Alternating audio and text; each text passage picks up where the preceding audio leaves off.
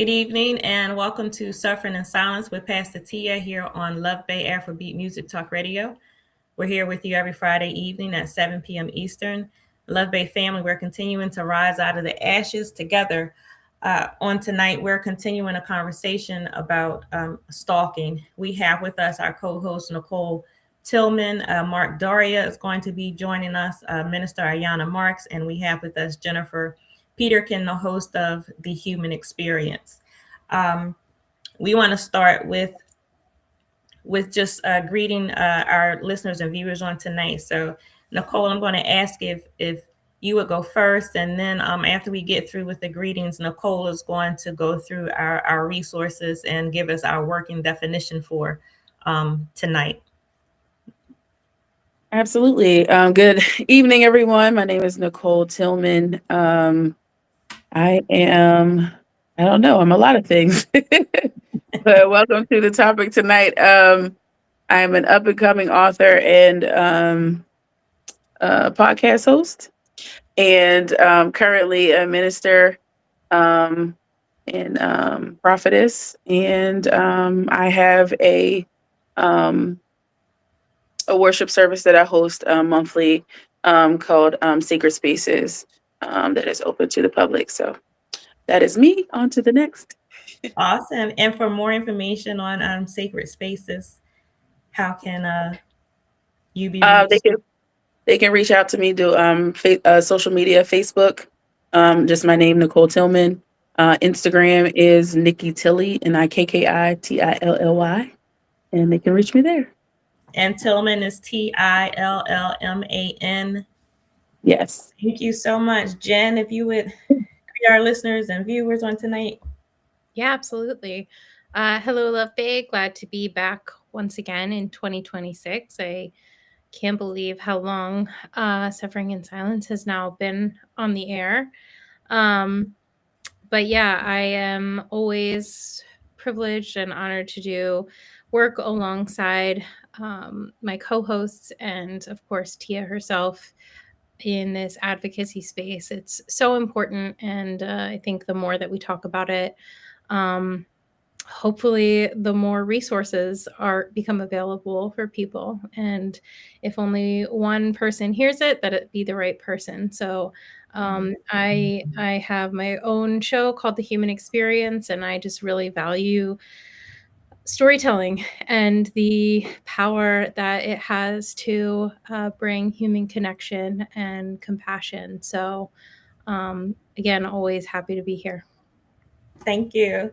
So, Nicole, we can just go right into our resources, and Mark and Ayana can just jump in when you get here. Okay. So we are in the process of raising funds for our nonprofit, Rise Out of the Ashes Incorporated.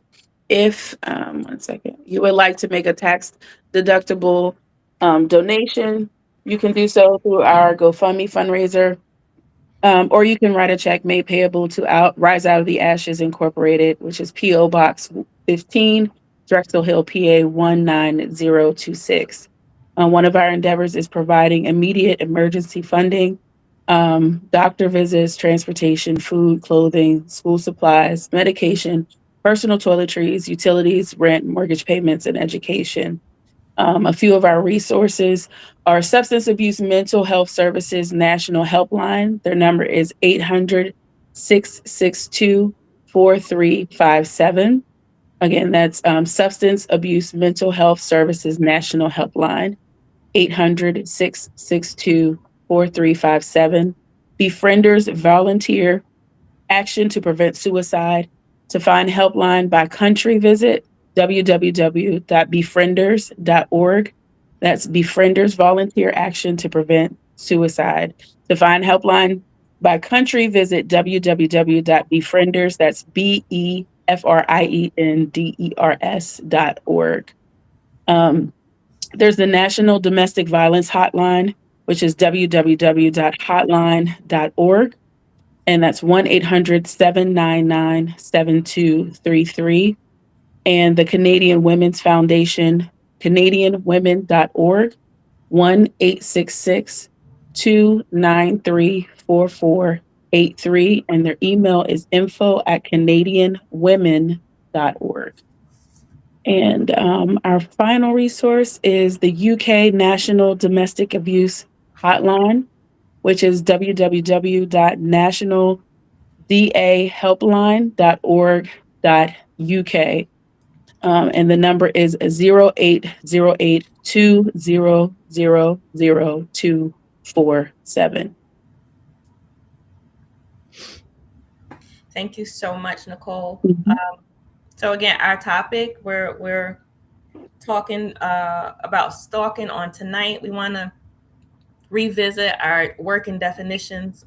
So from Psychology Today, stalking is a pattern of unwanted contact or behavior that leads someone to feel upset, anxious, or scared for their safety.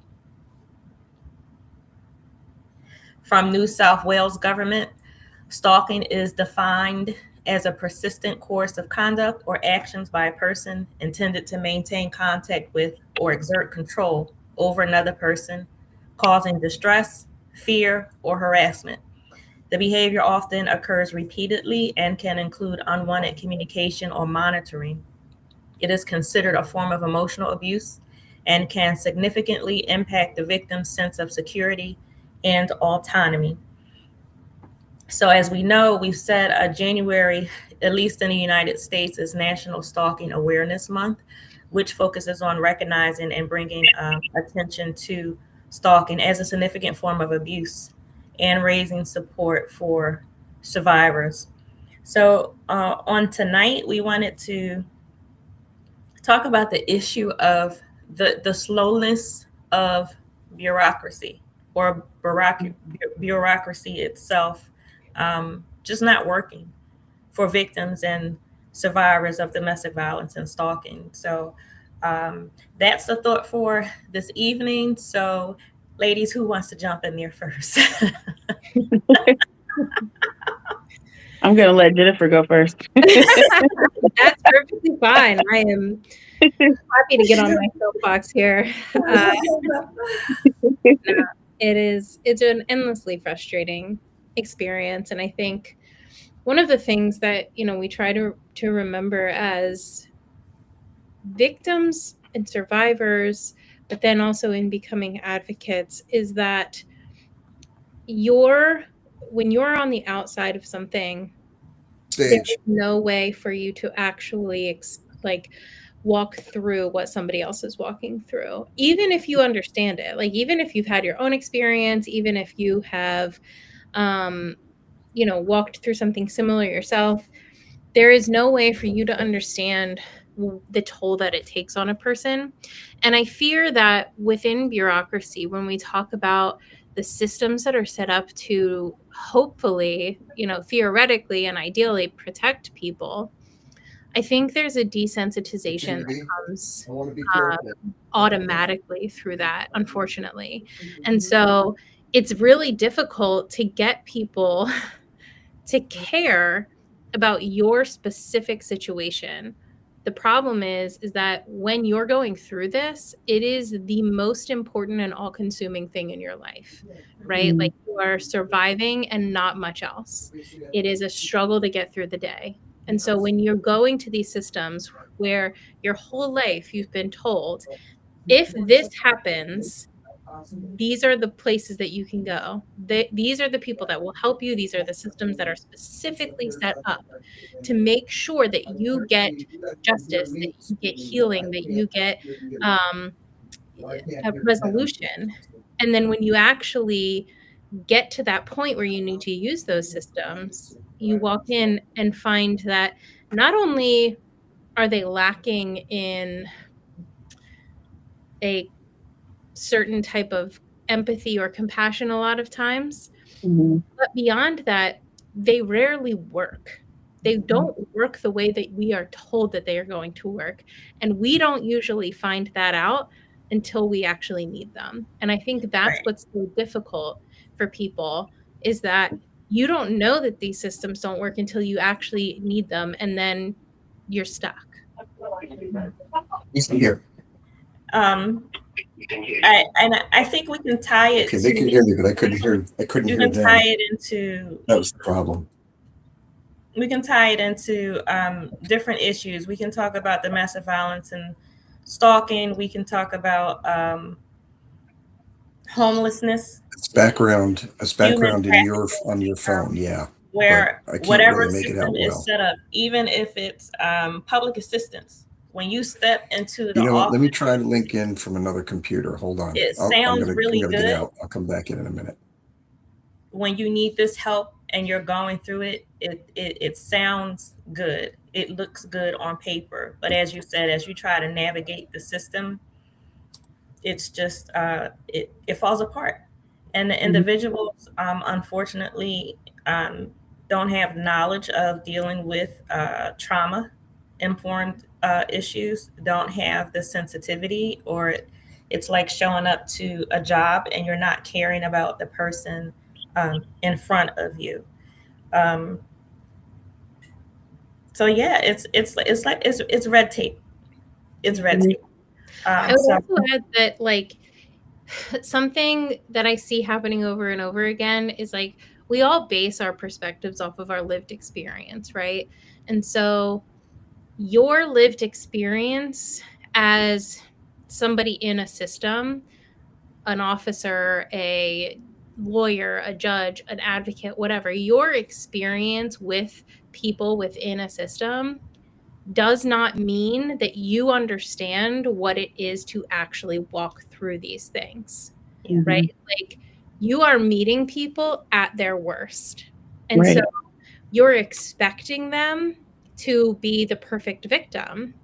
Like, over and over again, we see that play out in our culture. We expect people to be perfect victims. And when they aren't, we want to throw our hands up and say, well, see, we can't help them Hmm. because Mhm.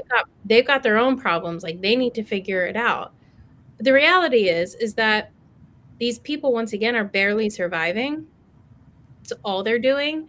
And your interaction with them is not the same thing as them actually experiencing the violence. Yeah. Absolutely. Nicole? I was just going to add to that that I think the other issue or the other major issue with it is that where's the checks and balances with those who are supposed to be operating, and where is the accountability? So, along with the lack of empathy and the lack of them really fully understanding what it is to be a victim or survivor, no one is. It doesn't seem like the right amount of checks and balances is taking place, which is where we find people falling through the cracks or it coming off as there's more protection for the abuser than there is for the one that's been going through the situation. So it's very it can be very frustrating and defeating feeling. It's more of a sinking feeling when the people that you're going to are just as cavalier as the abusers. So Yeah. yeah. Yeah. I mean, I totally agree. I think that the that's the whole thing, right? Especially like as Americans, we're told that there are all of these checks and balances. That's how the system is set up and that's how it's built to work. And so you can have faith in the system because Mhm. it's built for you. And Mhm. first of all, I don't think that's true. But Mhm. I think that second of all, you know, it's still run by humans.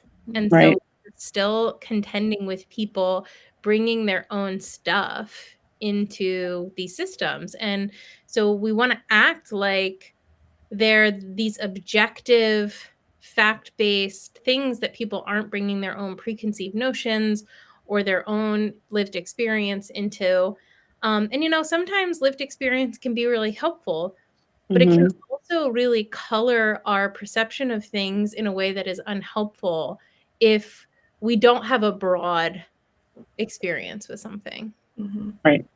But I think that's where the trauma informed training comes in. And I mean, I know you can't expect that type of training across the board, throughout all businesses or organizations. But if you are specifically set up to deal with victims who have experienced domestic violence, who are experiencing stalking, you need to know how to interact with these individuals. Like there should be no question. No one should come into you in the words out of your mouth or, well, this isn't part of my job. This isn't what I do. Or Right. I don't understand why you're there. Well, Mhm. why did you give him your phone number in the first place? Why did you give him your contact information? Why does this person know? I don't need you to ask me a bunch of questions. I don't need you to judge me. I don't need you to tell me, well, it would have never happened to me. I would have never allowed that. That's insulting. It's absolutely insulting. And then on top of that, you have people that you have to deal with, but then you have the paperwork. You have the even to walk into an office. Some of the buildings that we go into are intimidating by themselves. You walk into a courtroom. Every courtroom that I have seen, that I have been in, it's massive. The room itself is massive. You have this huge bar in front of you where the judge is sitting up high looking down. It's just the appearance of the room is just overwhelming. And then you have the judge, you have the lawyers, or if you're in an office space, you have these people around who are just a million things going on at the same time. You got somebody talking about what I'm going to do for dinner, and somebody talking about their kids, and somebody talking about whatever, but I'm here because my life is in danger. Right. And then the paperwork that you have to fill out. It's like it makes no sense. As much that you have to fill out forms and you have to sign this and you have to sign that, and it's like, how can you be so heightened and so worked up and then be expected to read through everything that's in front of you and understand everything that's in front of you? And then it's like it's a time crunch. Like, I got to do this now. I got to get this done because I need to sit in front of the judge. I have to get this done because I need the police here and I need this report. I have to get this done because I need whatever help it is that I'm getting from this organization, be it counseling, be it financial assistance.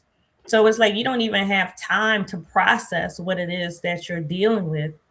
And then the system that's supposed to be set up to help you, you have the people, you have the paperwork, you have the atmosphere, and that all works against, in my mind, it works against the victim, because it's like I can't even show that I'm upset.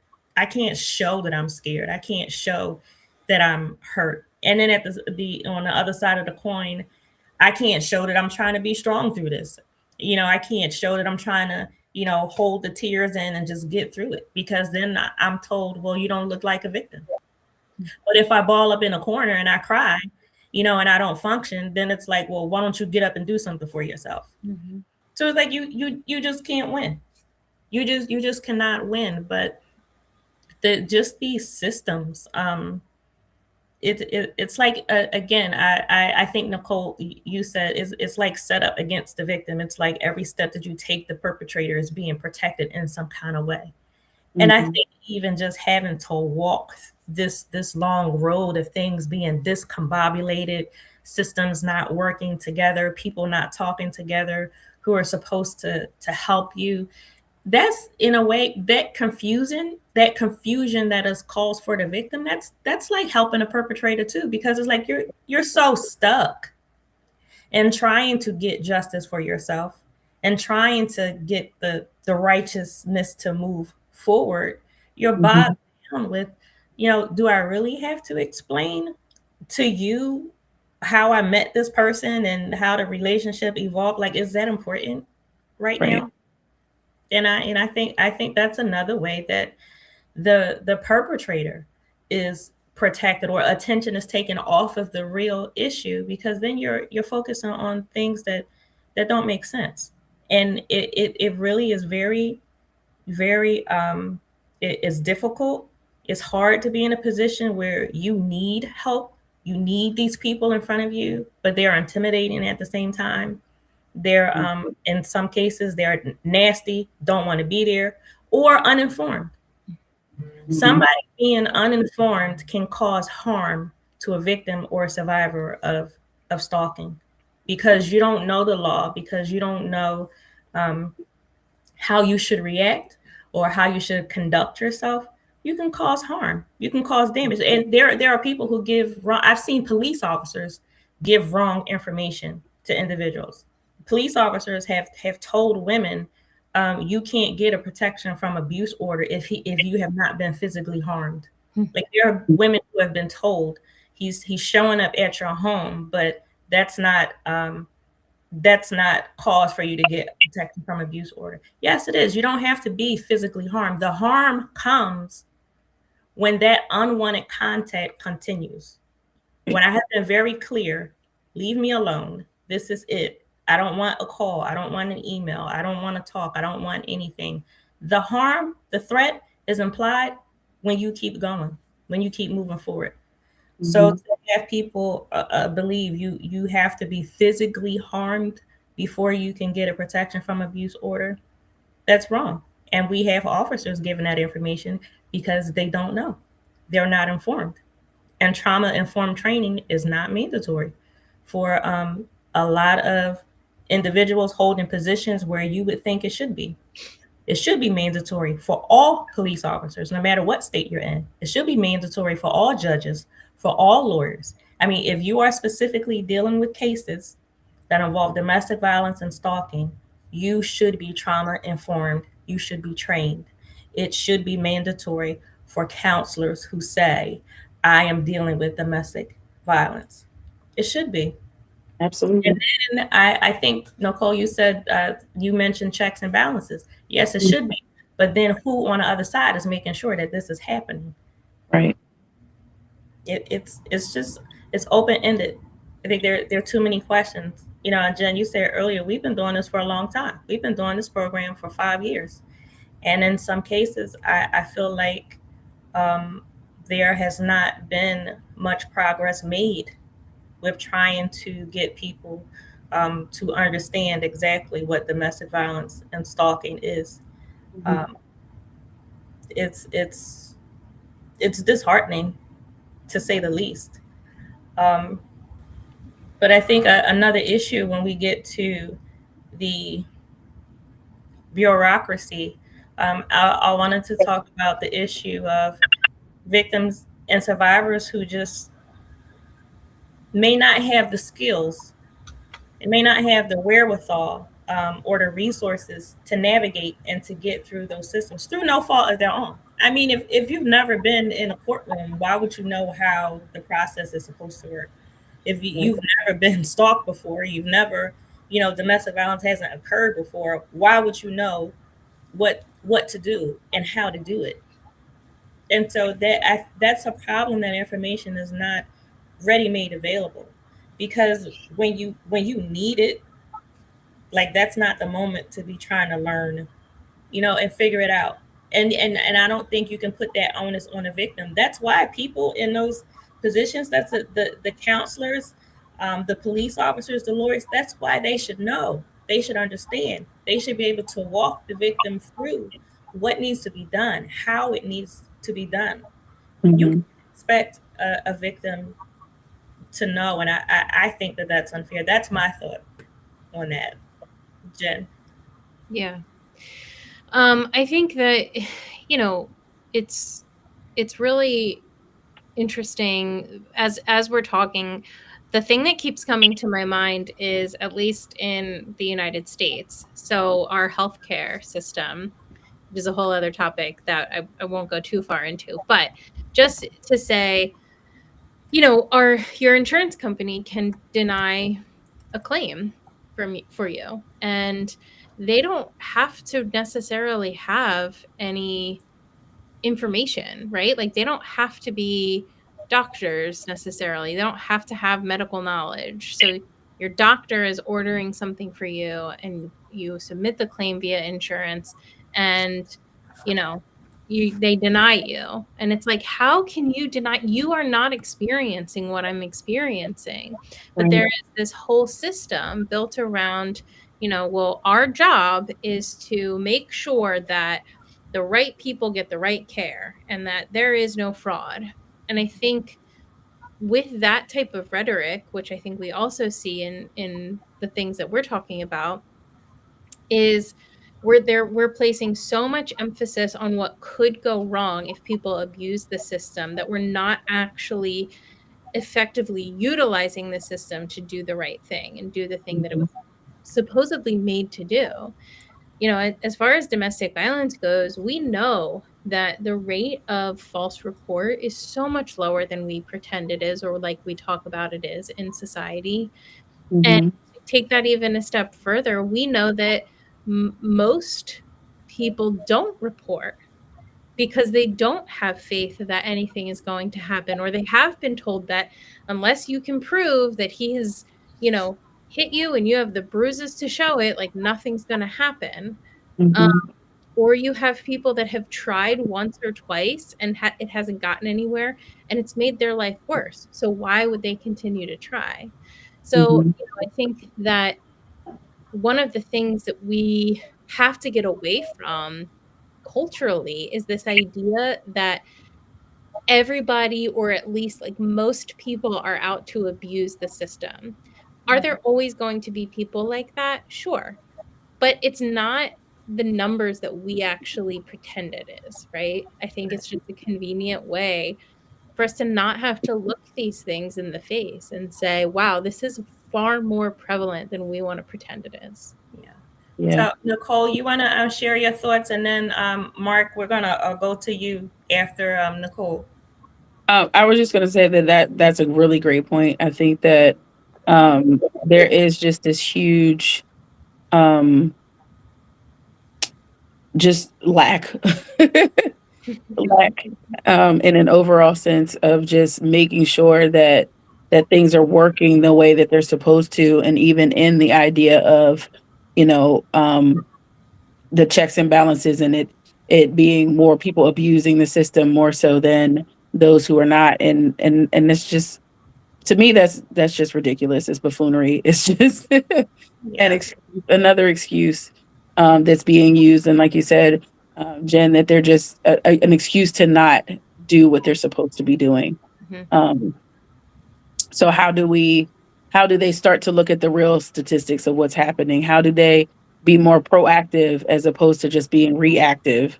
Like, how do we educate more people, not just when this issue happens, but educating just society as a whole on one, the definitions, which is so important, you know, even that Tia is sharing the definitions of what stalking actually is, because people are so misinformed and they think that it's, you know, has to be more than what it actually is. So I appreciate, you know, even the sharing of the definition so that people have a better understanding of what it is.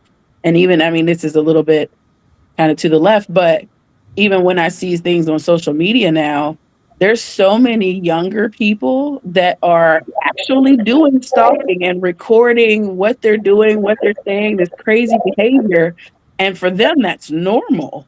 And it's like, no, this is stalking. Like, what are you doing? You're calling this guy 50, 60 times back to back. He's already told you he's not interested. Like, it's the men and the women. So just education on a broader sense needs to be normalized in situations. If we can have gun violence and you know, active shooter training in schools, why can't we also talk about situations like this, stalking, which impacts the whole family? Right. So, Mark, so we're talking about the slowness of bureaucracy and it working, not working, and the issues of you know, victims and survivors who don't have the wherewithal to work through these systems. So, can you give us your thoughts on it? Yeah, I hopefully you can hear me. Yes. yeah. Okay, great.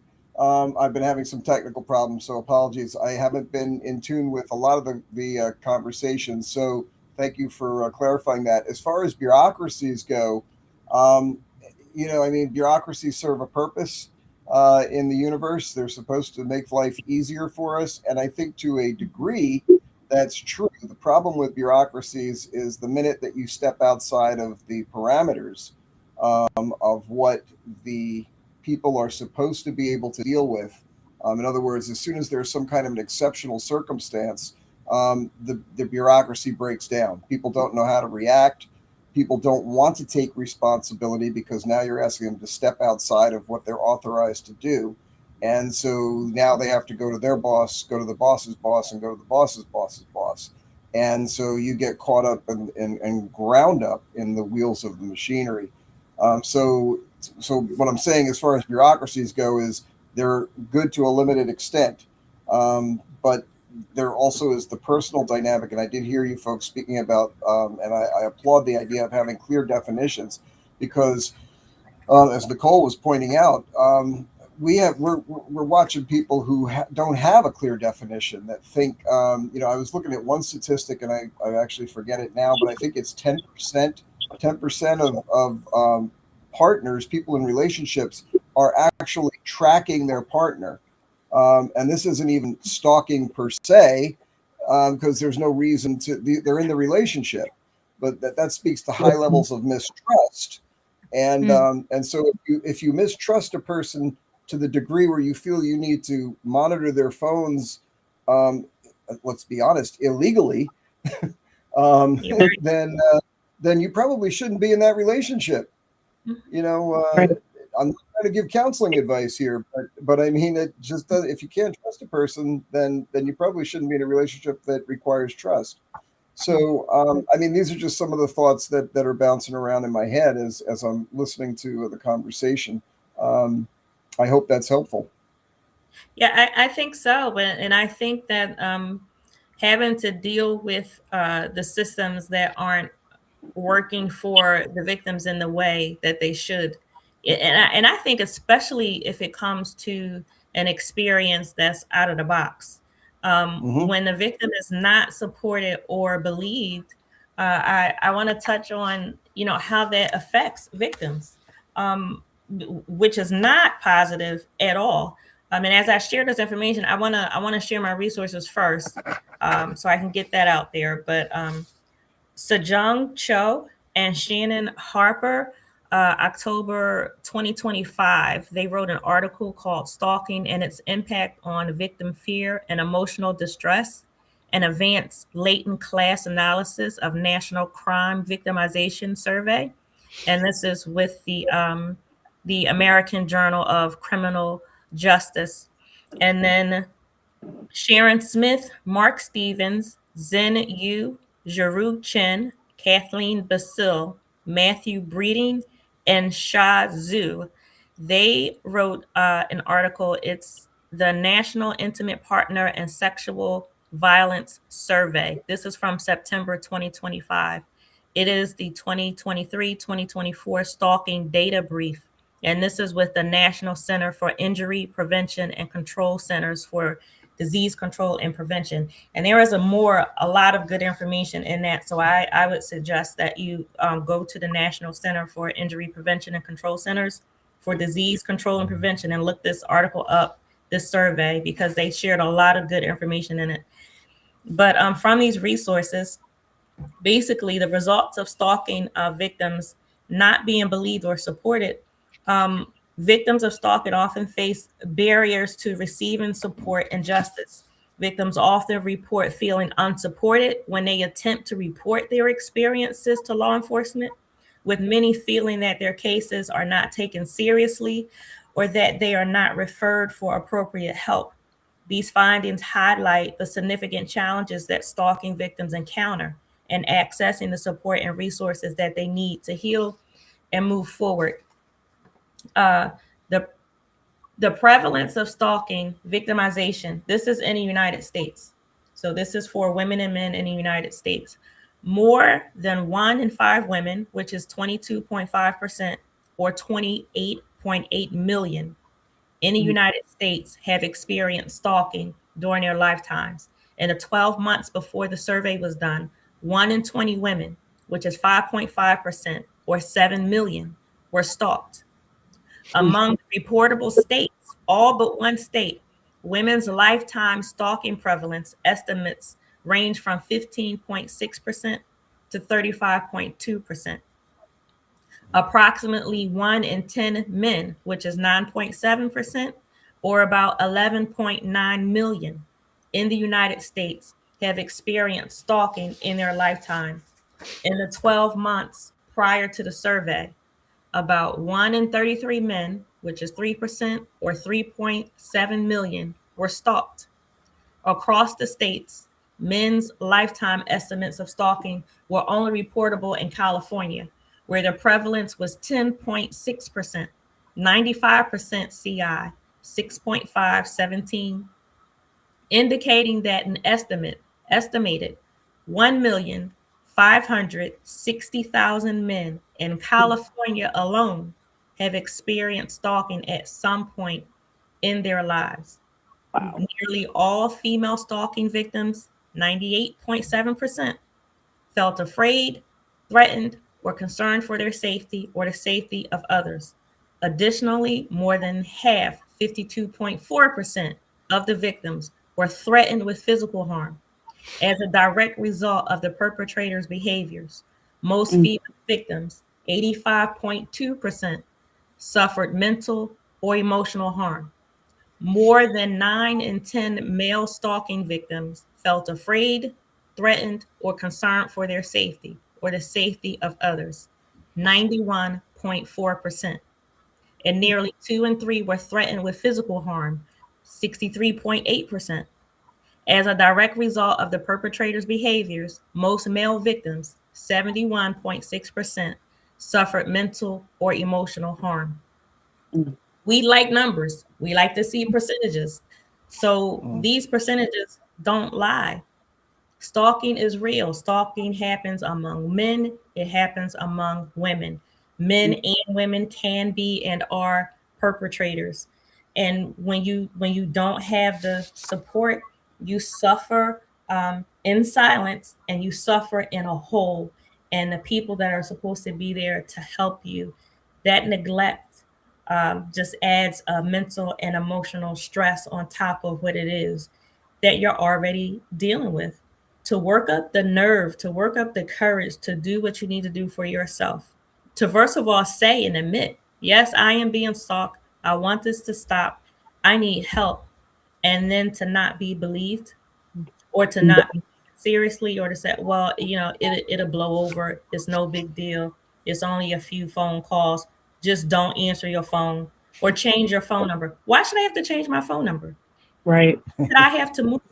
Yeah. Why should I Yeah. have to change where I work, the way that I go home, and why do I have to change my routine for this person who is stalking me?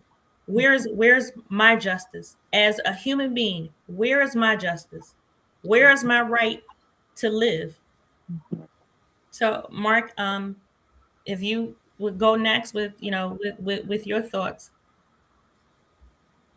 Yeah, I mean, I agree with everything you're saying, and I just when you're talking about stats, the thing that was coming to mind was that when you're the stats that you're using, I was doing some reading earlier today that less than 40% of stalking victims actually report this to the police. So when you're using your stats, that's less than 40% of the people who are Mhm. actually being stalked.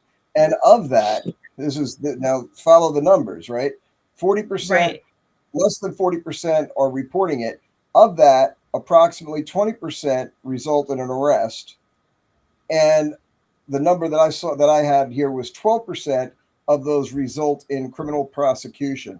Now, when you that if that was 12%, meaning 12 out of every 100, no, it's not 12 out of every 100, because less Right. than 4 out of every 10 or 40 out of every 100 are even reporting it. So these are crazy numbers when you start thinking about it. And thank you, by the way, for mentioning that men are stalked too, because they are in far fewer Yes. numbers than women. But it's real. It's real across the board. And as I was saying, well, I mean, part of this is 60 over 60% of the females who are stalked by a current or former intimate partner, and slightly over 40% of the male victims, same thing. So again, it's going back to that: be careful who you're talking to and who you're meeting in that bar or in the restaurant, or hey, even in the workplace, right? I mean, and if someone's telling you, some stuff, keep your signals up. You may feel an attraction, but if you're listening to the conversation and you're hearing well, my former girlfriend had a lawsuit on me. Maybe you should be paying special attention. You know, maybe she had a reason. And again, I'm not trying to say that that's an absolute, but be discerning is what I'm saying. I think we have a propensity to want to jump in. And look, I get it. People are lonely. People are divorced, and again, even those stats, divorced people are more likely to be stalked than single. Was something else I was reading, which I thought was interesting because that speaks to kind of the psychology of people, right? They've been through relationships, probably bad. If they're divorced, it's gone bad, and here they are, and they're going after another bad relationship. And so again, this is tough stuff, and we all have needs and we all have wants that we're trying to satisfy, but we have to try to look at those through a critical lens and be objective and be open and honest with ourselves. Um, and that can be difficult to do. Yeah. And so with that, Mark, I want to point out that there are different types and cases and situations of stalking. It's not always Hmm. romantic. It's not Hmm. always a couple. There are coworkers who stalk each other, Right. college kids who stalk each other, people who are supposed to be friends, family members stalking one another. So there Yep. are a plethora of different reasons and situations, and you do want to be mindful. You want to keep your guard up in a healthy way. You really want to, but at the end of the day, you can't control other people and what they do. When I go to work and I sit down in my cubicle, I'm minding my business, and Right. then somebody's following me around. Um, it's like you do want to take precaution, and then just living life. There are some things that are out of your hands, but I think that's a part of education, as Nicole was talking about before. We need to understand that there are a plethora of situations that you can put in a category of stalking. It's not always we went out on a date. Right. Sometimes I was just minding my business. I went to the market and turned around and somebody's following me down the aisle. Sometimes Hmm. it's I went to work, or I went with some friends to a game, or whatever it is. A lot of situations you do know the person who is doing the stalking, and then sometimes you don't. Sometimes it's a stranger. You don't always know. You don't always have a relationship or knowledge of the person.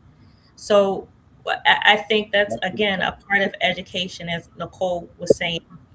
We need to know what it is. We need to know how it can happen, how it can occur before it actually happens. We need some knowledge. Because again, we do have some kids who are stalking each other and they don't even know that it's actually stalking. We have Mhm. Right. adults who really don't even know it's actually stalking. Okay, Mhm. it's not persistence. It's not showing my love when you've called me 1,000 times, or if you called me 3 times and I didn't want those calls. Hmm. It is not beautiful. Like Valentine's Day is coming up. Sending me Mhm. candy and chocolates and flowers when I've expressed to you already I don't want them. That's not romantic. Mhm. It's not. So we do need to learn and know what it is. But again, on the other side, we still have officers and lawyers and judges and counselors who need to learn and need to know what stalking is as well. Again, Jen, we've been doing a radio program for 5 years. We've been doing advocacy work for much longer than that. And still, I personally find I'm still in a position where, to me, it's like it's common sense. Like you've been listening to me. Like there are some individuals, some organizations, you have been listening to me for years. You have been seeing others for years, yet your behavior has not changed. Yet Mhm. your way of thinking has not changed. The way that you deal with domestic violence and stalking still has not changed. There are still even pastors in my vicinity who will say the Bible doesn't say anything about domestic violence. Yes, it does. Have you not been listening to Right. to me? Have you not? So it's we do want to keep doing what we do. We do want to have the awareness, but it's like you can't force someone to open their eyes. You can't force them to see and understand. Uh, Mhm. yeah, Well, it's and it's interesting you say that. I hope I wasn't inferring that these are all romantic aspects, because I'm certainly not coming down that road. I know I was talking no, about no. I that. just wanted to point out that Yeah, it's just yeah, because I think the romantic part is, I think that's the first thing that comes to mind when we think about right. stalking. And I mean, it's not that it's not good reason to think that way, because that's what we see most of the time. But And I'm just saying it just occurs in other ways too. actually, I think that's part of the dilemma that's being faced here, and this is why this needs more face time. It has to. We have to be very open about this. I think that part of this is the minute somebody says, "Oh, it's somebody I used to date," that's the minute Mhm. eyes close, right? Because Right, now right. it becomes like a domestic squabble. I'm not getting involved Mhm. in that, Mhm. and law enforcement, I think, or anybody, they say, wait a minute, this is two people who got to figure a way to work it out, and that's Mhm. not what we're talking about here. you know this is a question of boundaries. No means no, right? Right. Mhm. And that's simply the way it is. Now, we may have gone on a date. That's the point of dating, isn't it? Is to like look each other over, and most of the time, you don't wind up marrying the first person you date. Right. So somebody gets hurt, right? Or it's very rare that it's a mutual breakup. Somebody's got to learn to say, okay, well, when I've been rejected, tough stuff, but I need to move on. Not, Yeah. oh, well, if I pursue her or him, Mhm. they'll come around. That's I'm not coming around. You know, I'm gonna get a court order is what I'm gonna do, and that's not Right. gonna look good. Now, having said that, I don't want to suck up the oxygen here, but I'm just thinking, when this happens in the workplace, this is something, talk about avenues. You can go to HR. Now, look, I'm a person, I always believe in the first instance, talk to the person. Don't go run to HR if you haven't said anything to the person. But when you say to, the person who, say, look, I'm not interested in your advances. Thank you, but no. And you need Mhm. to hear me clearly. No means no, because if it happens again, I'm going to escalate it by going to the management or HR. And Mhm. and I'm going to tell you, most of the time that's going to stop people. But I think people are afraid of that because they don't want to create a dynamic in the workplace. They don't want to get somebody into trouble. Look, if Mhm. somebody is stalking you, you're the one in trouble. Yeah, It's but Mark, I think that's another point. It's someone is doing something to make you feel uncomfortable. And it's like, I don't know why we think, all right, I'm trying to be the bigger person. I'm right. trying to give the benefit of the doubt. And I think that's a natural thing that just Hmm. a normal adult person would do. Like, I'm not trying to blow this up. I'm not trying to, Right. move too fast. It's like I want to be sensible about this. But it's like everybody's not you. And I had to learn that myself. Everybody Hmm. is not sensible. Everybody is not at that adult stage. So yes, I Right. agree wholeheartedly with Mark. You have to do what you have to do for Hmm. yourself. Because just because he or she, they're 35, 40 years old, doesn't mean that they're operating and acting like a mature 35 or 40-year old. Exactly. Yep. Yeah, so Right. if you have to, take that next step, if you have to go to HR, if you have to go to the police, if you have to do something that somebody else would say you're doing too much or it shouldn't take all of that, forget that. You are worth it. Your safety, your peace of mind, your physical safety, your mental and emotional safety, you are worth it. And had you not done whatever it is that you did, had you not continued to stalk me, had you not continued to contact me unwantedly, we wouldn't be in this place. So Mhm. Right. think about yourself. Put yourself Right. first. So Hmm. we're just under the hour. So as we're leaving, if you guys would just take a couple minutes just to give us your final thought, Nicole, we can start with you and Jen, and then Mark, you can close us out. But yeah, Mark, I love what you just said. To take care of yourself. You are worth it. And you know what? At the end of the day, I'd rather be able to sit down and say, you know what, it was a misunderstanding. I do apologize. I take responsibility and onus for, you know, my actions, you know, but I would rather it be that than to be harmed or hurt and it's irreversible. Yeah. That's good. Is it okay if I read the definitions again as my final thought? Yes. So the definitions of stalking from Psychology Today. Stalking is a pattern of unwanted contact or behavior that leads someone to feel upset, anxious, or scared for their safety. And from the New South Wales government, stalking is defined as a persistent course of conduct or actions by a person intended to maintain contact with or exert control over another person, causing distress, fear, or harassment. This behavior often occurs repeatedly and can include unwanted communication or monitoring. It is considered a form of emotional abuse and can significantly impact the victim's sense of security and autonomy. And I just thought it was important to reiterate what those actual definitions were, even in the close of this. So that's my closing thought. Awesome. Thank you so much, Jen. Yeah, Nicole, I really loved where when you brought it in with the younger generations and how they kind of view this. And I will say, I think it's not just the younger generations, but I also think that like everybody being chronically online now is very much a piece of this. Like we have more access to people and people's information than we ever have before. And we probably were not meant to have this much information or access to people.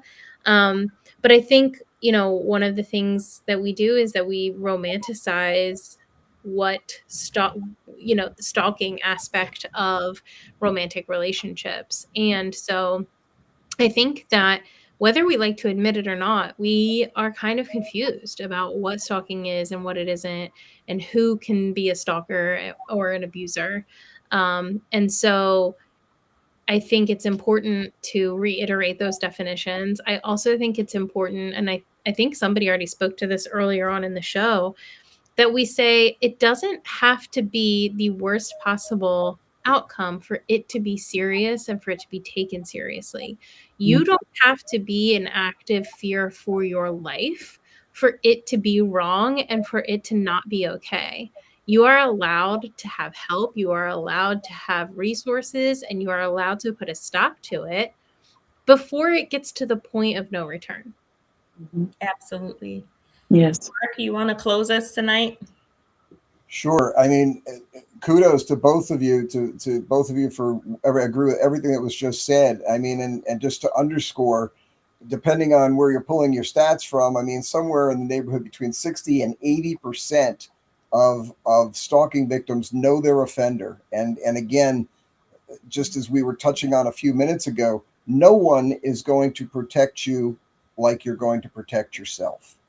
You know when you're uncomfortable. You know when lines have been crossed, even though it may not be your best friend's thought. It may not be your parents' thought. It may not be your kids' thought, on where the lines are crossed.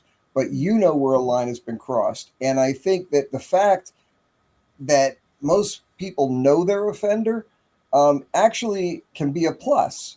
Because, as I said, if you're in a workplace, or if you're a student in a school, or there's a lot of environments where you can actually say, again, in the first instance of a person who believes in going to people and saying, you need to stop because this is going over my line. I don't care if it's going over your line. It's going over my line. And now you've been warned. And the next step isn't going to be a conversation with you. So that Right. depends upon you. And I think people need to make themselves comfortable with taking that kind of stance, because we live in a society where everybody is trying to be the nicest person in the room. And the nicest person in the room, and to Jennifer's point, sometimes it can end in the worst case scenario. This can get ugly fast.